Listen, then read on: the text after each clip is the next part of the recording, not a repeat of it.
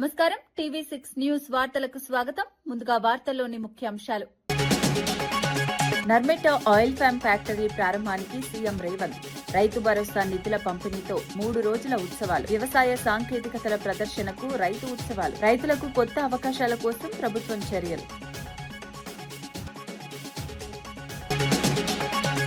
వివేకానంద కేసులో వైసీపీ నేతలపై మంత్రి అనగాని విమర్శలు. రోజుకో కథ చెబుతున్నారన్న వైసీపీపై అనగాని ఫైర్. అవినాష్ రెడ్డిని కాపాడేందుకు ఆరోపణలంటూ విమర్శ. కేసులో నిజాలు బయటపెట్టాలని మంత్రి డిమాండ్.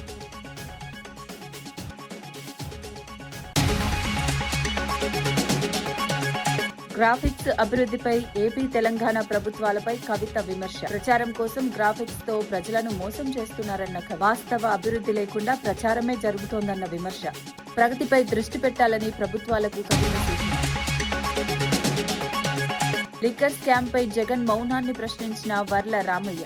అరెస్టులు జరిగినా స్పందించలేదన్న జగన్ పై విమర్శ.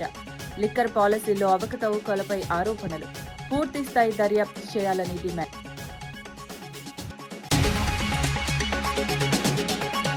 తిరుమల భద్రతపై వైసీపీ నేతలపై రవినాయుడు ఆరోపణలు. ఆలయ పవిత్రతకు భంగం కలిగిస్తున్నారన్న విమర్శ. భక్తుల భద్రతపై ఆందోళన వ్యక్తం చేసిన రవినాయుడు.